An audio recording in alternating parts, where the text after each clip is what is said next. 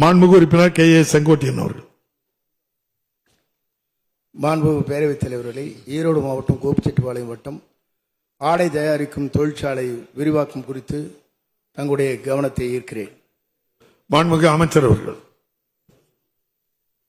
மாண்புமிகு பேரவைத் தலைவர்களே, விவர அறிக்கை ஒன்று உறுப்பினர்களின் மேசை மேல் உள்ள சிறு கணினியில் பதிவேற்றம் செய்யப்பட்டுள்ளது என்பதை தெரிவித்துக் கொள்கிறேன். மாண்புமிகு உறுப்பினர் கே ஏ செங்கோட்டையன். பேரவைத் தலைவர்களை, விவர அறிக்கையை நான் படித்து பார்த்தேன். அது பல்வேறு நிலைகளிலே அந்த தொழிற்சாலை இயங்குவதற்கு தடையில்லா சான்றிதழை முதல் கட்டமாக பணிகளை துவங்குவதற்காக அனுமதி வழங்கப்பட்டிருக்கிறது.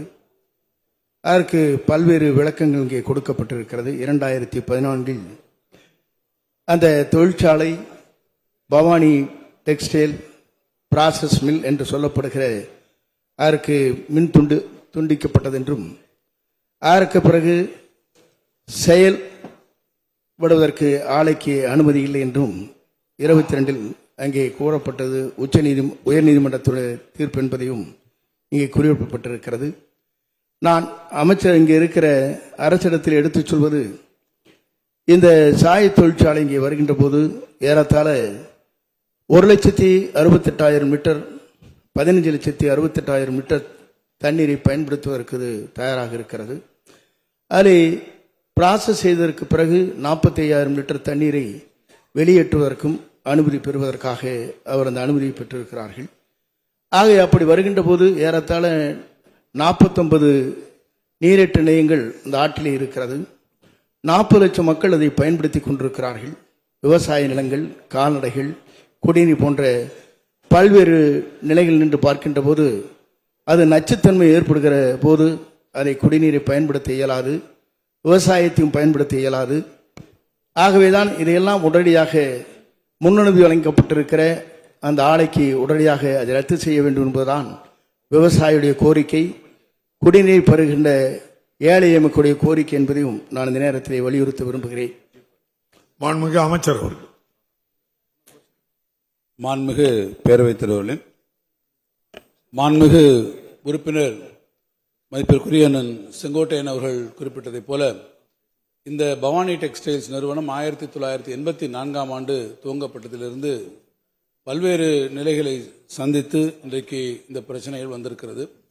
ஒவ்வொரு காலகட்டத்திலும் அவர்கள் அரசனுடைய அல்லது மாசு கட்டுப்பாட்டு வாரியத்தினுடைய இசைவாணையை பெற்று விரிவாக்கத்திற்கு சென்றிருக்கிறார்கள். இந்த நீண்ட நெடிய காலங்களில் பல முறை அவர்களுக்கு அனுமதி மறுக்கப்பட்டிருக்கிறது.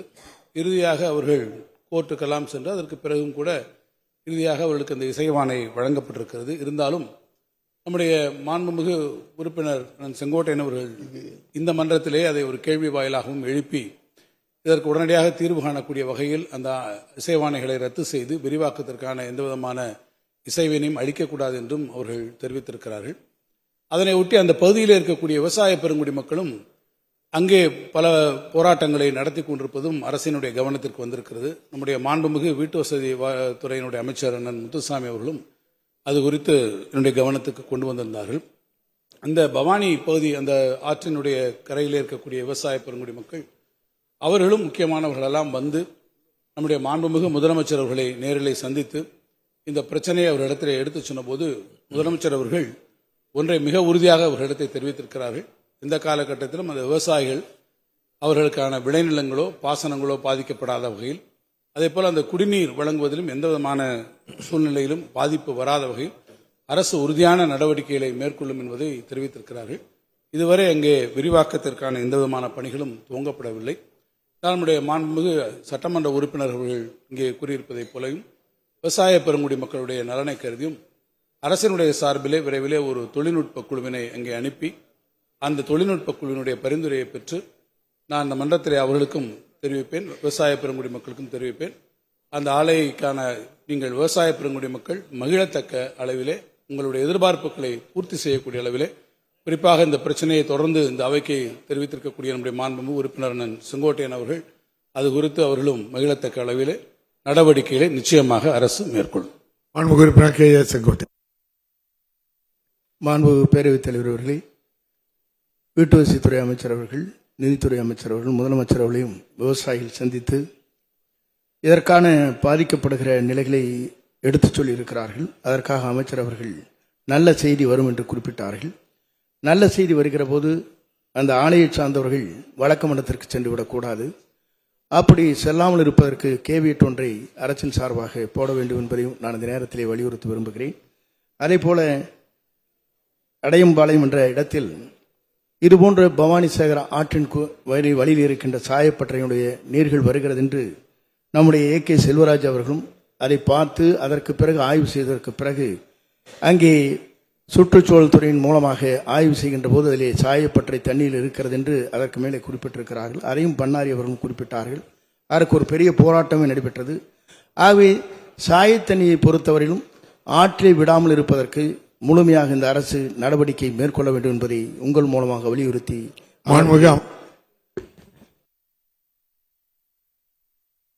மாண்புமிகு பேரவைத் தலைவர்களே, மாண்புமிகு உறுப்பினர் செங்கோட்டையன் அவர்கள் சொன்னதைப் போல அது நல்ல செய்தியாக அமைய வேண்டும் என்கின்ற காரணத்தினால்தான் நான் சட்டமன்றத்திலே நேரடியான ஒரு அறிவிப்பினை வெளியிடவில்லை. என்றால் சட்டமன்றத்திலே நான் லீடிங்காக ஒன்று சொல்லிவிட்டால் நாளைக்கு அவர்கள் நீதிமன்றத்திற்கு செல்கிற போது அது பிரச்சனைக்குரியதாக இருக்கக்கூடும் ஒரு வாய்ப்பு வந்துவிடும். எனவேதான் ஒரு தொழில்நுட்ப குழுவை அனுப்பி அவர்களுடைய பரிந்துரையில் நாம் நடவடிக்கைகளை மேற்கொண்டால்தான் அது சரியான முறையில் இருக்கும்.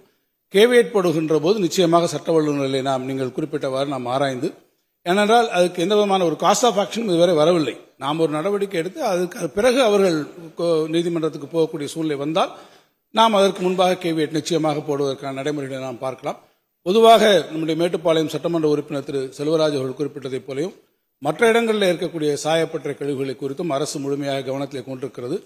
எந்த இடங்களிலும் சாய கழிவுகள் ஆற்றிலே கறந்து ஆற்று நீரை மாசுபடுத்தக்கூடிய இந்த செயலை அனுமதிக்க முடியாது. அதற்கு உரிய நடவடிக்கைகளை நீங்கள் மேற்கொள்ள வேண்டும் என்று நான் நம்முடைய மாசு கட்டுப்பாட்டு வாரிய அதிகாரிகளுக்கு அறிவுரை வழங்கியிருக்கிறேன். விரிவான விவரங்களை மானிய கோரிக்கை விவாதத்தின் போது நான் அதில் தெரிவிக்கிறேன்.